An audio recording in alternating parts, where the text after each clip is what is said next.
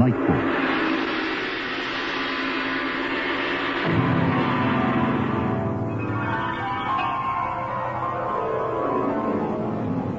In the dream, you are falling, lost in the listening distance, as dark locks in.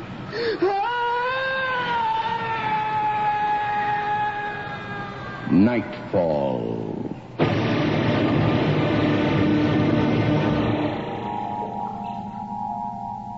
Good evening.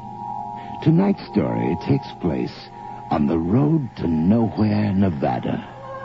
It has to do with people who are homesick for themselves.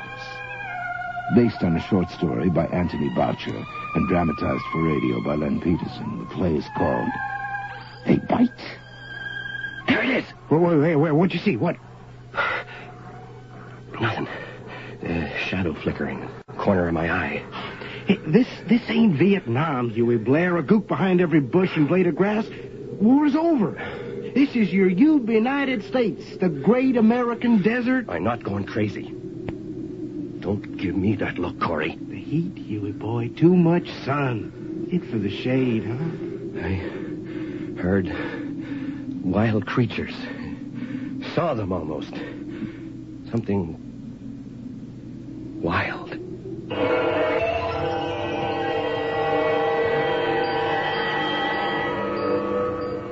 Man, it was heavy weather, this.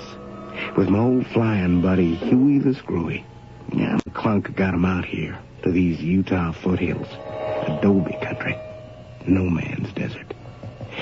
Huey's into old bones and dinosaurs. But before all that, Army hero Blair went as crazy as the war in Vietnam.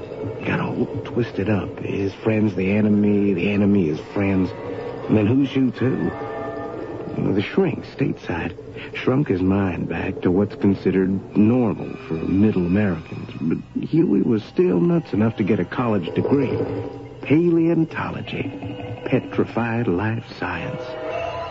But the way that kid dipsy-doodled over them Viet Cong jungles kept me, rear gunner Corey, in one piece. So I owe him all these years since. I got a franchise here in the desert. Filling station. On the outskirts of Oasis. About as close as you can get to nowhere, Nevada. And one day I was going through my Vietnam souvenirs and thought of Huey Blair. I sent him a postcard. How goes it, Lieutenant? And I mentioned the huge, you wouldn't believe, petrified bones we got out here that appear then disappear in these rocky, sand-blown foothills. And he gets out here almost before the postcard gets to him. But not before a gale's covered them old bones again and made a liar out of me. Why didn't you pound in markers, Corey? Thought I could trust the sand and wind for a few days. Nothing's where it was. And the bones blew away? No, they're anchored in rock. Come on, Corey. Where are the bloody bones?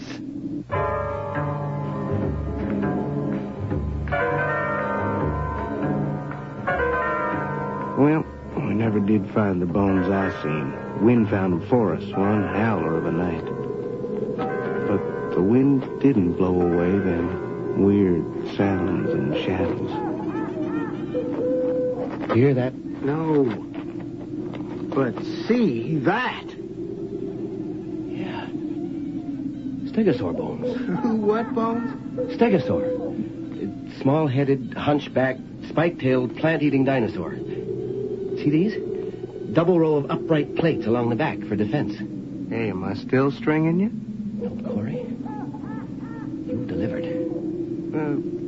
What do you figure he'd weigh in at? 25 tons.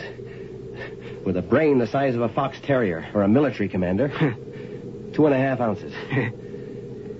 Corey, there's a good chance we've got a complete skeleton. If the stern end is down under the sand back there. Start digging to see? No, to cover it up. What?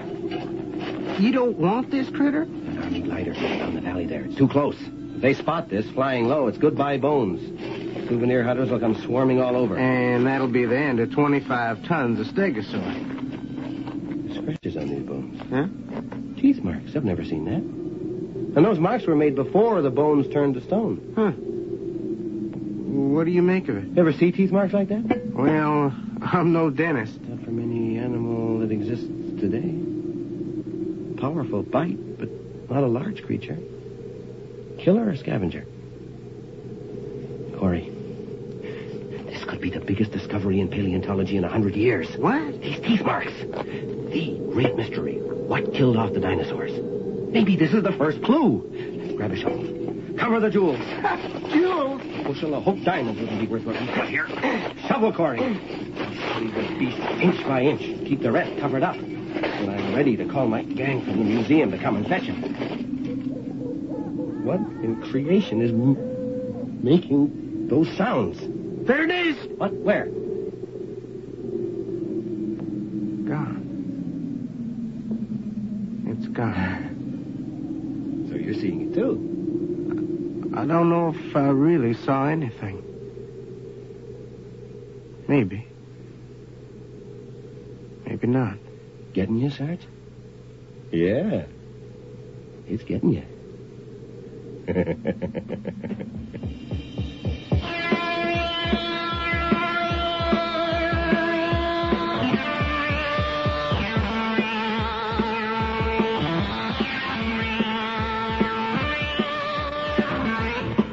Up in the foothills with Huey the Screwy, helping him cover and uncover his 25-ton baby. I got to hearing what he heard and seeing what he saw. But back in town or at the filling station, I knew it was Bullswall, Huey's psycho imagination. He worked hard at the old bones business, though, making drawings, impressions, and taking snapshots. Corey, I can't thank you enough for tipping me off on the stegosaur, and I think I found some fragments of a Podokesaurus and a Saltopithecus. What? Mean, ferocious little beasts. They made the bites on your big bones? No, their bites are too small. Yeah, but these drawings of them, Army glider planes in the valley, not much connection with the old bones business. Just doodling. I always doodle. And, these cages? Even with field glasses, I can't make out what's in those cages. The Army's packing them into gliders and taking off. With what? Birds? Animals? What do you care, Huey? We're out of that. Something's going on. Oh, stick to your bones. Well, I am sticking. They're not going anywhere without me. Well, good. You're the doctor. Hey, keep quiet. What? They're sniffing around again. So let 'em. Let 'em! They ain't brontosauruses, and they ain't tyrannosauruses. See? I've been boning up on your monsters. Don't let 'em buzz and chirp. So what? More than buzzing and chirping now. Barking, howling. I don't hear nothing. That's not part of the territory. Liar. Look behind those rocks. Carcasses of birds, rabbits, rodents. So what? They're torn apart, devoured by powerful jaws and sharp teeth. Of what? Creatures that don't exist to you. Huey the Screwy. You can see, hear anything in the desert. Stop working like a dog. It's hot enough to melt a snake. There's always the Cactus Bar over in Oasis. What? Oh. I kind of thirsty at that. Huey, I've heard talk. Talk? Yeah, local folks wondering who is that camped up in the foothills near the old Carker place. Is he on the run, hiding out? You're sure to get snoopers snooping on you if you don't stop acting like a fugitive. You got it right. I am on the run. I am a fugitive.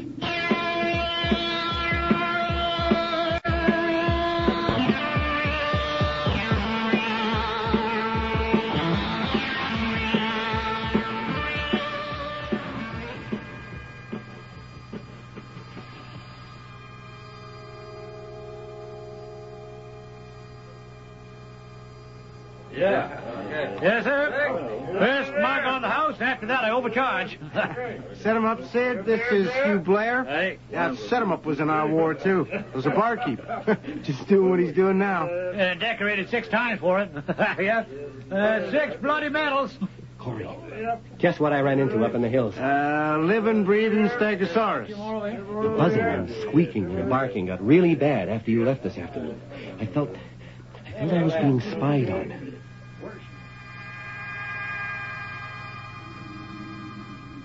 Some guy. Tanned, full beard, pack-sack like a prospector. Blair? He knows my name. Hugh Blair. Lieutenant? Morgan. Morgan from Vietnam. Morgan, the desk-flying major. If Morgan had $1 for every pointless death, theirs and ours, to his credit, he'd be a rich man. Morgan, the last straw in the Vietnam manure pile. Only my straitjacket saved Morgan from a lethal blast of napalm. Lieutenant Blair. That's right, Major. How have you been? Fine. Just fine. No more, trouble? No more, Crazies?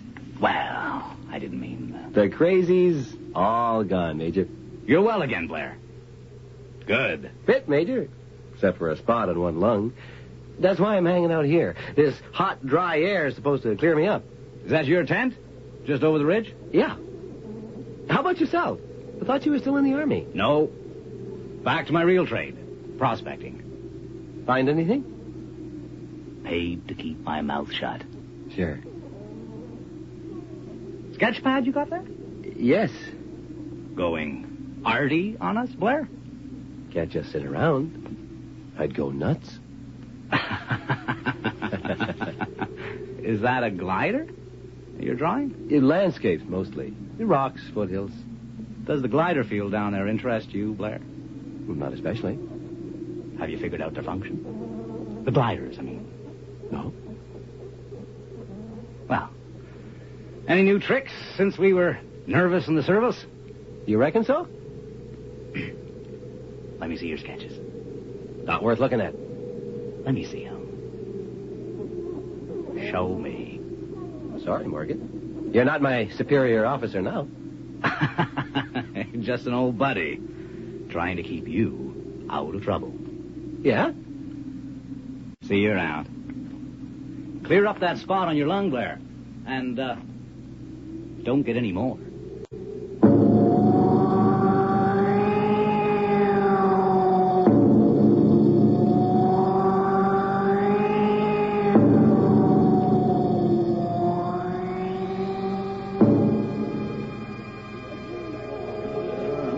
Corey, what did the son of a bitch mean by that? To cover up how much I was thrown meeting up with him, I invited Morgan to visit me tomorrow in my tent. I got rum, I told him, if rum's still his drink. Dark rum. It is. It is? Yeah, Morgan's never going to change. That was no bloody chance encounter. Well, thought he's prospecting for minerals. Real estate, maybe? Cooking up conflict, where there's peace and quiet. Still beating the bushes for spies and traitors. Yeah, but the Army's shrinks have me labeled a psycho and Morgan a patriot. Nothing kinky in the way he pushed us in Vietnam into more and more outrageous sacrifices. Yes, he said himself, to test our loyalties. Definitely pathological, our getting tired of spraying Mekong peasants with bullets and napalm. He sure made a special target of you, Huey the Screwy. Took some hunting to find me here. Who knows except you? The FBI, CIA, Army, and the entire credit network. They're never going to stop loving you, Huey boy. Morgan's madness drove me into the nuttiness of wasting 3 hours on my way here, burying my stegosaurus sketches. Just because of my doodles of those Army gliders. Scared of being taken for a spy. Easy now, easy. Morgan was filing to CIA all the time in Vietnam. What's his job now? To keep a buffer zone between that glider field and honest men? Playing prospector. That's his cover? Keep out. No trespassing. The signs are all over. Huh. Sure way to draw the snoopers. Well, as John Wayne would say, there ain't enough room in these here foothills for me and Morgan. Hey, how am I going to defuse you, Lieutenant? Come on, meet the boys, the locals. Take your mind off Morgan.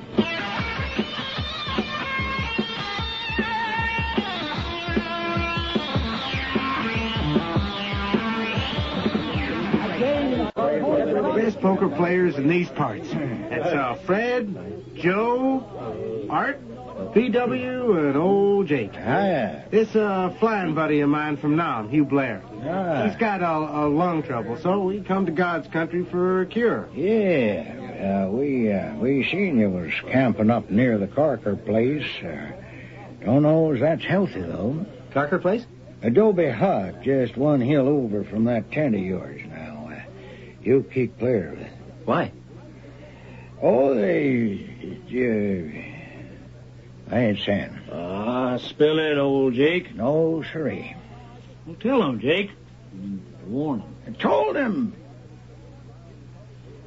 Tell him so he'll take it serious. Don't be such a cuss. Well, they bite.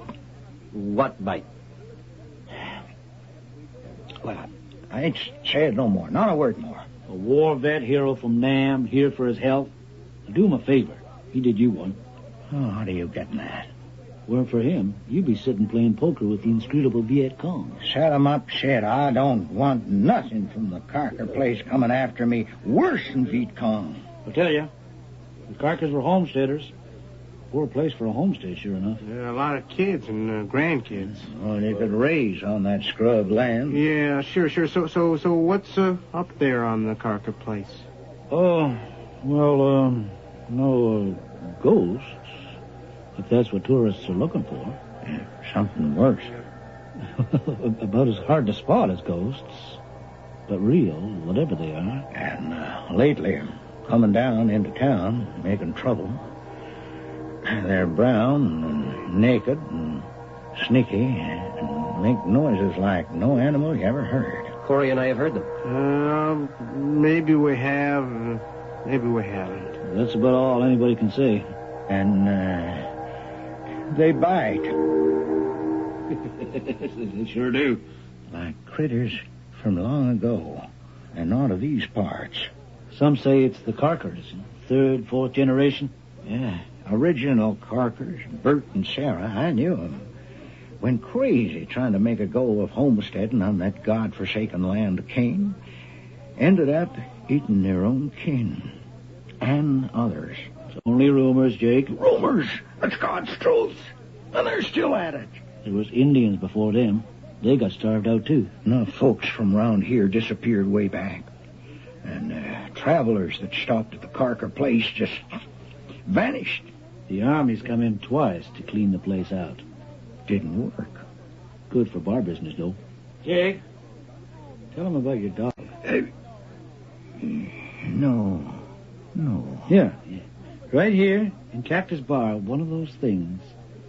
Ed up, old Jake's dog. And nobody noticed till we heard the thing crack the leg bones with its teeth. Yeah. Noted. Best dog I ever... The thing had finished most of the flesh and was cracking the bones for the marrow. When we jumped to go look, it skidded out before we could lay a hand on it. Well, who'd have dared? And lose 3 fingers like Father Kelly? But I seen it. Wasn't like no creature I ever saw before. Like something small and brown and leathery from 1,000,000 years ago.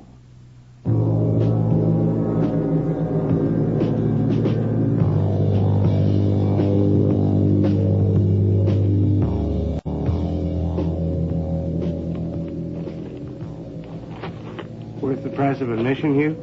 Cactus Bar? Some yarns. Unbelievable. But not impossible. Makes me think of the creatures that did in the dinosaurs. Small, quick, ferocious. Yeah? They bite. Now, how many times did we hear that tonight? And they meant bite.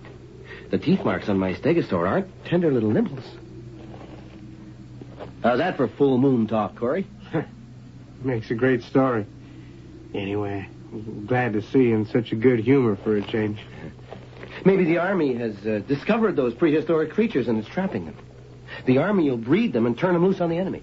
Great sport is moon talk, Huey. It all comes together, huh? Those cages. For the no-see-em critters? Another airborne weapon? Is that why Morgan came snooping? Because he thinks I'm onto a top secret.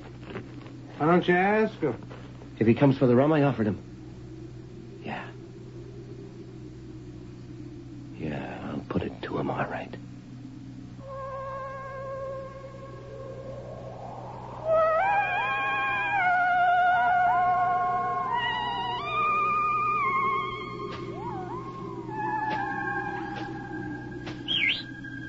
Lieutenant Hugh Blair of the Fighting Army Air Corps. Yes, sir, Major Morgan. As you were. Easy. Well, I've come for that free shot of rum you promised. Yes, sir. What are you, up to with that machete? Oh, just clearing sage. For the hell of it. So much of what we do, Major, is just for the hell of it. Yeah. Seems, yeah. Sort of got the habit in the Domino War. Read any books on the war since coming back? Phew. A man fights first, then finds out after what for. What have you found out, Major? Something. Not so different from what you were screaming about when you went, mental. And we shipped you home. Is that so, Major? We treated you rough.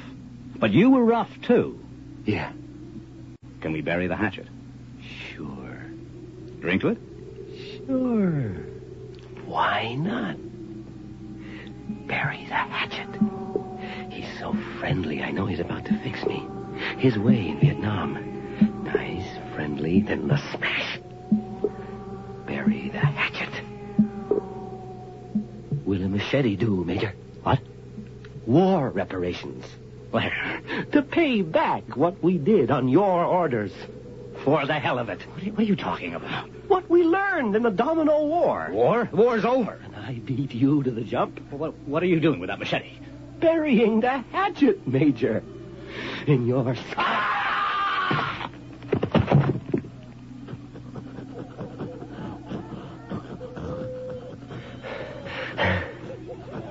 Just carrying out orders, sir. Oh, creatures that bite. Smelling blood. Meat. A meal. Should I leave you here, Major? Let the no-see-ems pick you clean? No. I'll give you a decent burial. In the haunted hut. Nobody will go snooping there. And if they do, and find your gnawed bones, they'll blame the Carker monsters. Major, you're my farewell to Vietnam.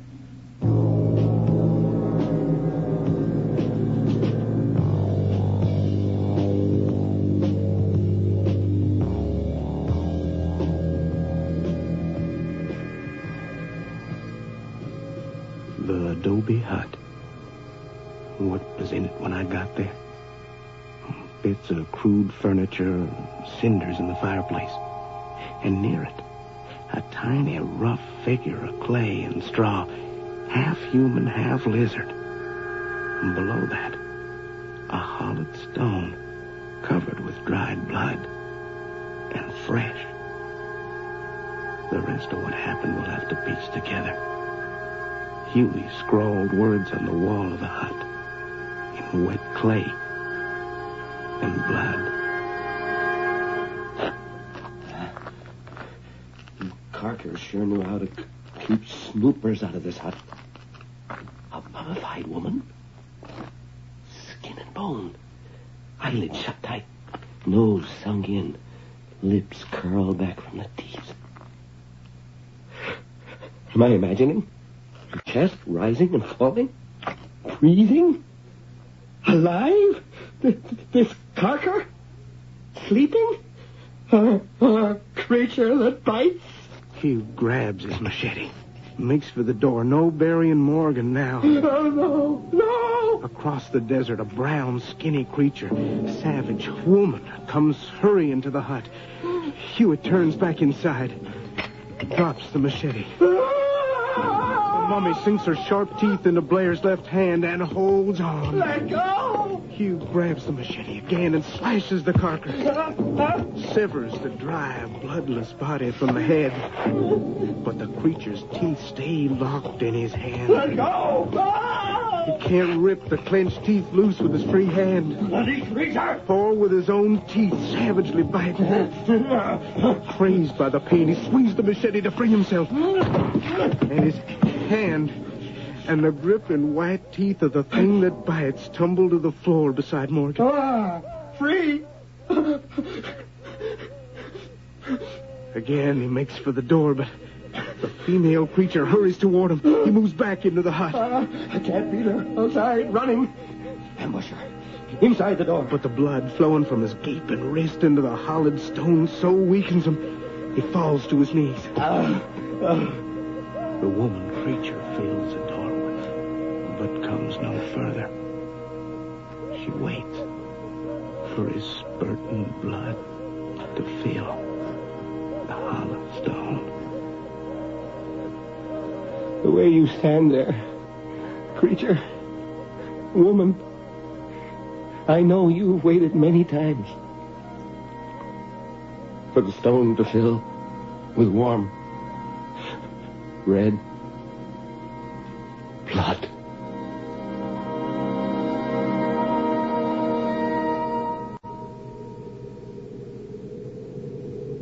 You have just heard They Bite, the Anthony Boucher short story dramatized for this series by Len Peterson. Featured tonight were John Stalker as Corey and Robert Haley as Hugh Blair. You also heard David Calderisi as Morgan, Ken James as Set-em-up Sid, and Mavor Moore as Old Jake. Our recording engineer this week is Tom Shipton, with sound effects by Matt Wilcott. The series story editor is Earl Toppings, with the production assistance of Nancy McElveen. Nightfall is produced and directed for CBC Radio by Bill Howell. And now, here's a final word from your host. Hello again. Next week's Nightfall features a new adaptation of a story that has always had a special place in my heart. Whenever his pale blue eye fell on me, my blood ran cold. And so by degrees, very gradually, I made up my mind to take the life of the old man, and thus rid myself of the eye forever. It was an evil eye, but Weatherby was very kind to me. No one had been this kind. It was too much to bear. You fancy me mad. Mad men know nothing. But you should have seen how wisely I proceeded, with what caution, with what foresight, with what dissimulation I went to work. Edgar Allan Poe's The Telltale Heart, adapted for radio by Len Peterson and starring Richard Monette. Next week on Nightfall. Until then, careful of the edge.